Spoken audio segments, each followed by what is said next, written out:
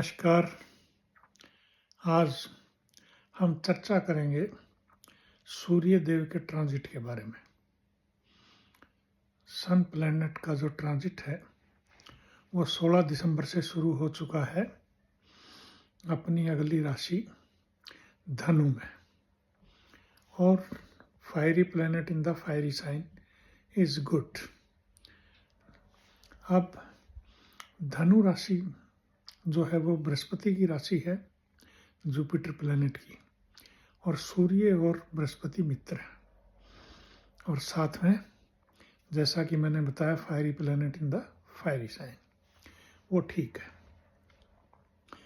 और इसके हिसाब से सूर्य और शनि का आपस में भी 3-11 का योग बन रहा है, जो कि अच्छा है। राशियों के हिसाब से अलग बताऊंगा, वैसे अच्छा है ये योग संसार के लिए, क्योंकि एक दूसरे को देख नहीं रहे हैं। चलिए, तीसरी बात, सूर्य देव की अपनी राशि जो है सिंह राशि है, और जहाँ सूर्य देव बैठे हैं वहाँ से वो 9वीं राशि पड़ती है, जिसको कि हम भाग्य स्थान भी कहते हैं, पिता का स्थान भी कहते हैं, और दूर की यात्राओं का स्थान भी कहते हैं। अब सूर्य देव का जो है यहाँ संचार कितना महत्व रखता है अलग अलग राशियों के लिए, उसके बारे में चर्चा करते हैं। सबसे पहले मैं बात करूं कि किन राशियों को ज़्यादा फायदा हो रहा है। अब देखिए, तुला राशि जो है उसको फायदा हो रहा है, क्योंकि वहाँ से सूर्य देव तीसरे घर में संचार कर रहे हैं। और इसी तरह से कर्क राशि, उसको काफ़ी फायदा होगा। हालांकि कर्क राशि पे शनि की ढैया चल रही है, लेकिन फिर भी यहाँ सूर्य से फायदा होगा। और कर्क राशि के जातक जो है वो अपना फायदा उठा सकते हैं सूर्य देव से। अगर आप कहीं कंपटीशन में हैं, दुश्मन तंग कर रहे हैं या सुपीरियर्स तंग कर रहे हैं, तो ऐसे समय में आपका बचाव होने की पूरी उम्मीद है, और आपको कंपटीशन वगैरह में अच्छी नौकरी वगैरह के भी आसार हैं, और अच्छा काम धंधे के भी आसार हैं, और बीमारियों से भी छुटकारे के आसार हैं। उसी तरह से तुला राशि के जातकों को भी अपनी प्रमोशन वगैरह के लिए अपनी कोशिश करें तो उनको भी काफ़ी फायदा होगा। अब मैं बात करता हूँ कि मीन राशि, इस पे शनि की 60 सती चल रही है, यानी कि उस पे शनि की ढैया, इस पे शनि की 60 सती। तो ये भी इस समय सूर्य से फायदा उठा सकते हैं। अगर आपकी कुंडली में भी सूर्य सही बैठे हैं और आप किसी नौकरी की तलाश में हैं तो फायदा उठाइए। सुपीरियर से फायदा उठाना है वो भी उठा सकते हैं, उनसे मुलाकात कर सकते हैं, और इसी तरह से आप दुश्मनों पे ओवरकम भी कर सकते हैं।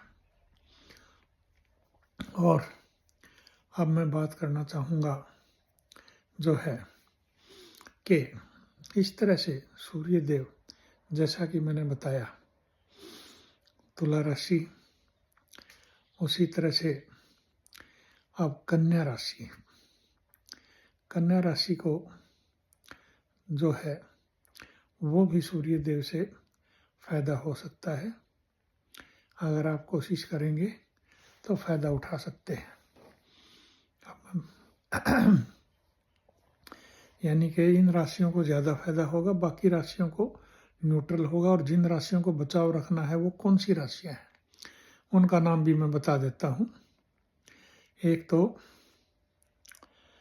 मकर राशि के जातक इस ट्रांजिट के दौरान सावधान रहें, हर लिहाज से, नौकरी पेशे में भी, बीमारियों से भी, और दुश्मनों से भी, फाइनेंशियल पोजीशन से भी। उसी तरह से अब मैं बात करूं टॉरस राशि के जातक भी सावधान रहें, बीमारियों से, दुश्मनों से, फाइनेंस से, और कहीं नौकरी वगैरह में परेशानी ना आए, संभल के काम करें। ठीक है, तो इस तरह से ये राशियां काफ़ी प्रभावित हो सकती हैं नेगेटिव वे में, तो ये थोड़ा सावधानी रखें। बाकी राशियों के लिए न्यूट्रल है और वो कोशिश करें तो अपना फ़ायदा भी उठा सकते हैं, और जितना आप कोशिश करेंगे तो सूर्य देव का आपको फ़ायदा होगा।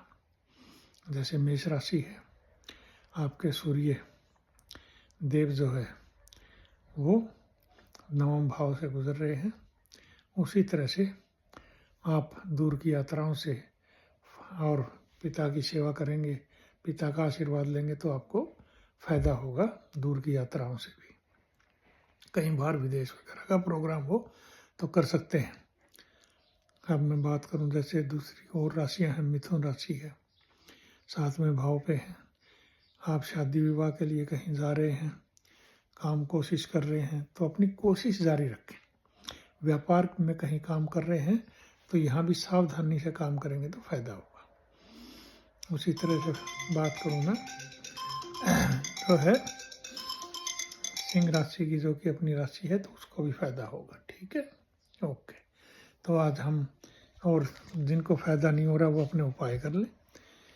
रोटी पे गुड़ रख के गाय को खिलाएं, सूर्य को जल दें, और इसी तरह से सूर्य देव की उपासना करें। ओम सूर्य देवाय नमः, इस तरह के मंत्रों का जाप करें तो आपको फ़ायदा होगा। नमस्कार, धन्यवाद।